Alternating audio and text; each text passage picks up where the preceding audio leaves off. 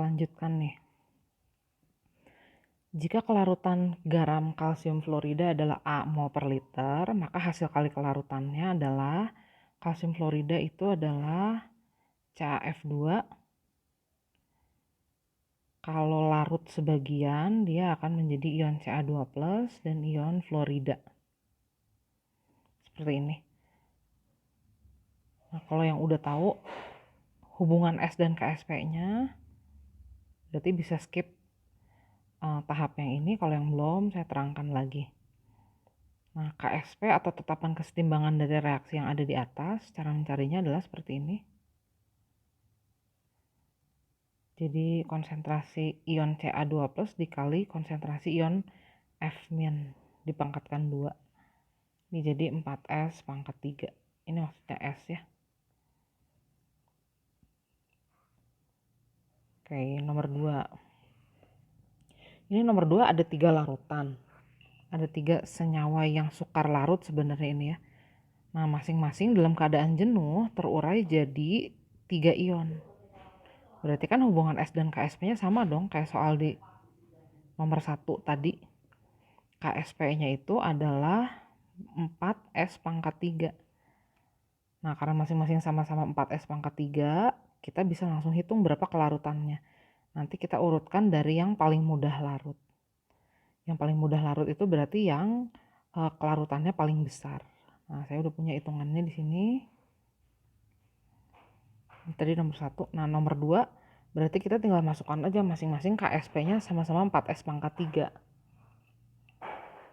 Terus kita masukkan KSP-nya dan kita hitung S-nya. Ternyata setelah dihitung kelarutan senyawa yang ketiga itu paling besar.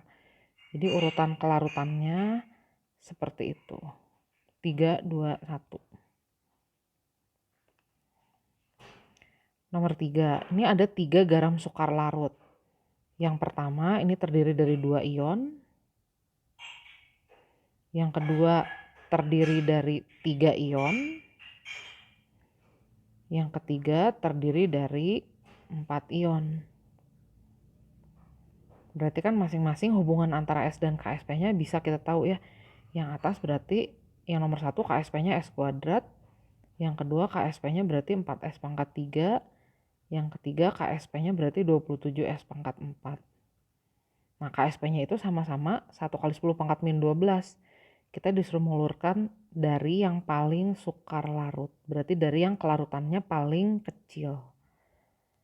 Nah, ini saya udah punya hitungannya. Kalau untuk AB, yang hubungan S dan KSP-nya adalah KSP sama dengan S kuadrat. Berarti kita dapat kelarutannya 1 kali 10 pangkat min 6. Untuk senyawa CD2 yang terdiri dari 3 ion. KSP-nya itu 4S pangkat 3. Kalau dihitung berarti S-nya 10 pangkat min 4 dikali akar pangkat 3 dari 1/4. Untuk EF3 yang jumlah ionnya 4, hubungan S dan KSP-nya adalah KSP sama dengan 27S pangkat 4. Kalau dihitung kelarutannya itu adalah 10 pangkat min 3 dikali akar pangkat 4 dari 1/27. Jadi kalau diurutkan, yang paling mudah larut itu yang ketiga, yang paling sukar larut itu yang pertama. Jadi urutannya dari yang paling sukar larut 1, 2, 3. Nah, nomor 4 ini diketahui ada senyawa CaOH 2 kali. KSP-nya diberitahu, volumenya diberitahu, MR-nya dikasih tahu. Kita akan menghitung berapa kelarutannya dalam satuan gram. Berarti kita ditanya berapa masanya. Nah, ingat bahwa kelarutan itu adalah jumlah mol yang dapat larut dalam setiap liter larutan. Jumlah mol itu perbandingan massa dengan MR. Jadi kita tinggal hitung dulu berapa kelarutannya, kemudian kita baru hitung massanya. Karena CaOH 2 kali ini terdiri dari 3 ion, berarti hubungan S dan KSP-nya seperti ini. KSP-nya adalah 4S pangkat 3. Kita masukkan KSP-nya tadi 1,08 kali 10 pangkat min 10 dijadikan 108 dikali 10 pangkat min 12. Sehingga diperoleh kelarutannya 3 kali 10 pangkat min 4. Nah, tinggal dihitung massanya. Masanya ternyata 0,0222 gram. Yang kelima, ini kita punya larutan jenuh AgCl, volumenya 5 liter, mR-nya 143,5, masanya 7,175 mg, ditanya berapa KSP-nya. Nah, berarti kita kan harus mencari dulu nilai kelarutannya. Kayak tadi gitu. Nah, nanti baru kita hitung berapa KSP-nya. Karena AgCl ini terdiri dari 2 ion, berarti kan hubungan S dan KSP-nya seperti itu. Nah, nanti kita setelah hitung S-nya, kita baru hitung KSP-nya. Nah, ini saya udah punya hitungannya. Jadi kita hitung dulu kelarutannya ternyata 10 pangkat min 5. Nah, ini kenapa sih 5000? Saya jadikan volumenya dalam liter karena satuan masanya miligram. Berarti volumenya juga harus dalam mililiter supaya satuan kelarutannya tetap mol per liter. Jadi KSP-nya 1 kali 10 pangkat min 10. Nomor 6. Ada larutan jenuh XOH 3 kali. Nah, ini kalau terurai jadi 1 ion X, muatannya 3+, dan 3 ion OH-. Pada saat tepat jenuh, kalau kita misalkan kelarutannya sejumlah S, berarti konsentrasi ion OH-nya itu bisa kita misalkan sama dengan 3S. Nah, saat jenuh, pH-nya itu 9 tambah log 4. Nih, saya hitung dulu di sini. 9 tambah log 3, sorry. Jadi pOH-nya 5 min log 3, konsentrasi ion OH-nya 3 kali 10 pangkat min 5, konsentrasi ion OH-nya sama dengan 3S, berarti S-nya 10 pangkat min 5. Nah, baru kita masukkan ke sini. Karena XOH 3 kali terdiri dari 4 ion, jadi hubungan S dan KSP-nya adalah seperti itu. KSP-nya 27S pangkat 4. Masukkan nilai S-nya, kita dapat KSP-nya 2,7 kali 10 pangkat min 19. Nah, nomor 7 ini ada larutan larutan jenuh LOH 2 kali atau senyawa sukar larut LOH 2 kali. Diketahui KSP-nya. Nah, kalau dia larut maksimal pada saat jenuh, konsentrasi ion OH- atau kelarutan ion OH-nya 2S nih. Nah, KSP-nya itu adalah 4S pangkat 3 ya, karena 3 ion. Berarti kita bisa hitung berapa S-nya. Sorry, ini harusnya min 12 ya.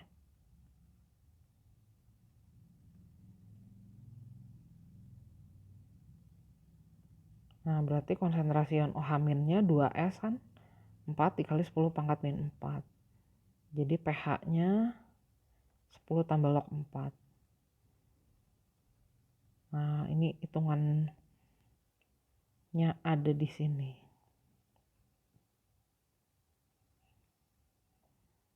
Oke, nomor 8. Di nomor 8 kita punya 3 campuran. Semuanya mengandung PbNO3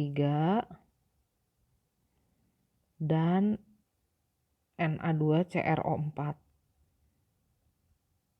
Nah, PbNO3 itu akan menghasilkan ion Pb dan ion NO3 waktu larut. Dia larut seluruhnya. Karena ion nitrat kan mudah larut. Kalau nanti ion Pb bersenyawa dengan CrO4, dia bisa membentuk larutan jenuh, PbCrO4. Nah, dia akan mengendap atau enggak tergantung. Kalau hasil kali konsentrasi ion Pb dan CrO4 2-nya itu lebih besar dari KSP, berarti campuran milik kita mengendap. Nah, berarti kan kita harus tahu dulu nih berapa konsentrasi ion Pb2+ dan konsentrasi ion CrO4 2-. Nah, dari sini kita hitung aja dulu berapa jumlah molnya. Jumlah mol PbNO3 2 kali di sini berarti kan 1 dikali 10 pangkat min 2 milimol ya. N itu adalah M kali V. Di sini juga sama. Untuk campuran yang kedua berarti 100 kali 0,001,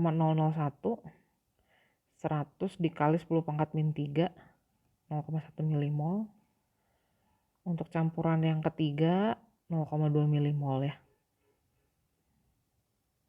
Nah, untuk campuran yang pertama dulu, kalau PbNO3-nya 1 kali 10 pangkat min 2 milimol, berarti Pb-nya juga sama ya, 1 kali 10 pangkat min 2 milimol.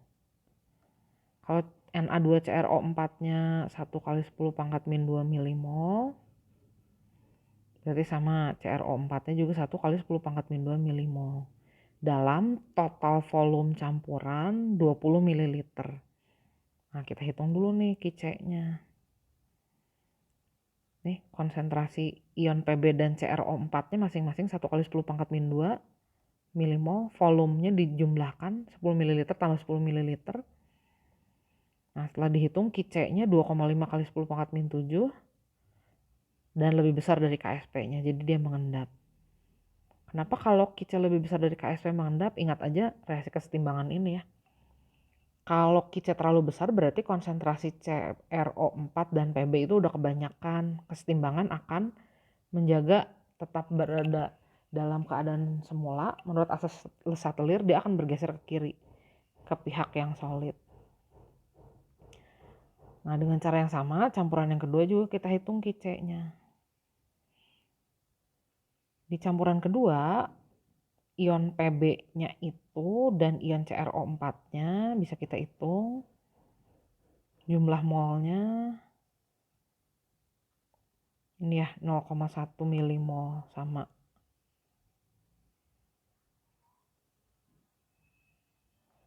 Berarti ion Pb-nya 0,1 milimol, ion CrO4-nya juga 0,1 milimol. Dalam larutan yang volume totalnya 200 ml. Kita cek nih hasil kali kelarutannya. 0,1 per 200 kali 0,1 per 200.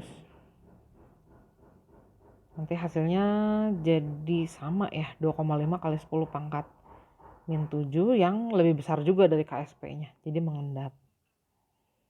Nah, kalau campuran yang ketiga itu bedanya ini jumlah molnya aja yang beda. Kenapa sih kita nggak ngurusin si Na sama NO3-nya? Ya karena larut. Karena tidak membentuk larutan jenuh. Ya, kita masukkan jumlah mol Pb dan CrO4-nya masing-masing 0,2 mol. Koefisiennya kan sama ya. Dengan garamnya, jadi sama-sama 0,2 milimol dalam total volume larutan 400 ml. Nih, kita hitung KC-nya, ternyata sama juga 2,5 kali 10 pangkat min 7. Lebih besar juga dari KSP, jadi mengendap. Nah, jadi ketiga campuran kita ini mengendap. Nomor 9 ada larutan jenuh XY. Larutan jenuh XY ini udah diketahui hasil kali kelarutannya atau KSP-nya. Kemudian sekarang dilarutkan dalam XNO3. Jadi ada XY, larutan jenuh, dilarutkan dalam XNO3 0,02 molar. Di situ ada ion yang sama ya, ion X. Nah, jadi nanti ini yang terjadi. XY-nya itu larutan jenuh, jadi pelarutannya adalah reaksi kesetimbangan. XNO3-nya senyawa yang mudah larut, jadi reaksi pelarutannya adalah reaksi yang bukan reaksi bolak-balik. Kita jadi punya ion X dari dua sumber. Kalau ion Y-nya dari satu sumber aja. Nah, nilai KSP itu selalu konsentrasi X plus kali Y min. Cuman X-nya sekarang ada tambahan 0,02 molar dari XNO3 tadi.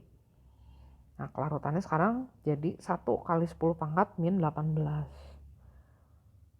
Nah, saya akan buktikan bahwa kelarutan suatu senyawa dalam ion senama itu bertambah kecil. Sebelum ada ion senama, kalau kita punya XY aja, kelarutannya bisa kita misalkan masing-masing sama dengan S. Jadi KSP-nya itu adalah S kuadrat ya, konsentrasi X plus dikali Y min. Kalau kita hitung kelarutannya itu adalah 10 pangkat min, ini 20 ya.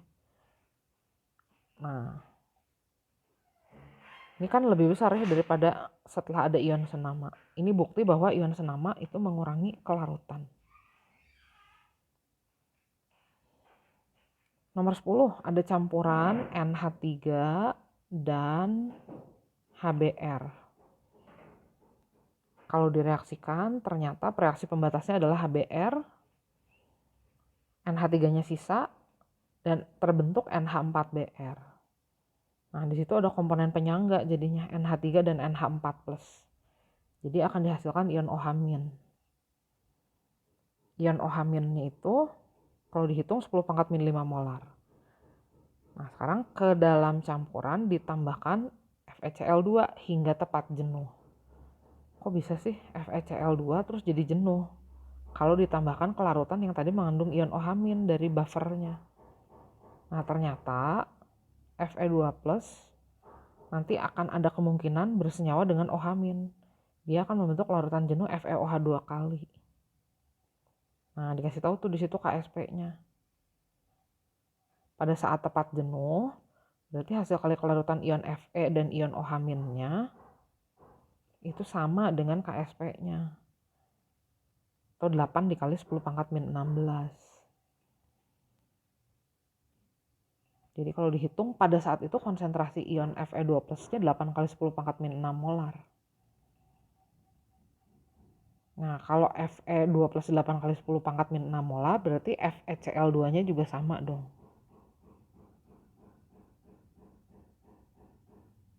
Gitu. Nomor 10. Sudah beres. Nomor 11. Ada campuran HF dengan NaOH. Ternyata kalau dihitung, dua-duanya tepat bereaksi. Jadi nanti di akhir ada NaF sejumlah 100 milimol, volume totalnya 400 ml, berarti konsentrasinya 0,2 molar. Nah, NaF ini garam yang larut seluruhnya. Jadi nanti kita akan memperoleh ion natrium dan ion fluorin masing-masing 0,25 molar. Ion natrium itu tidak mengalami hidrolisis, kalau ion fluor mengalami hidrolisis dan menghasilkan ion OH-. Jadi ini adalah larutan garam, terhidrolisis parsial dan bersifat basa. Konsentrasi ion OH-nya bisa kita cari. Nah, konsentrasi ion OH-nya itu kalau dicari 5 kali 10⁻⁻6 molar. Ke dalam campuran sekarang dilarutkan atau ditambahkan PbNO3. PbNO3 kan akan menghasilkan ion Pb sama NO3 ya. Nanti kalau ketemu sama OH yang tadi ada dari garam, ternyata akan terbentuk larutan jenuh PbOH2 kali. KSP-nya segitu. Kita ditanya berapa sih konsentrasi Pb2+-nya. Saat tepat jenuh, hasil kali kelarutan ion-ion dalam PbOH2 kali itu sama dengan KSP-nya. Nah, jadi kita masukkan KSP-nya dan konsentrasi ion OH- dari garam basa yang tadi. Setelah dihitung, kita dapat konsentrasi Pb2+-nya adalah 4,48 dikali 10⁻⁵ molar.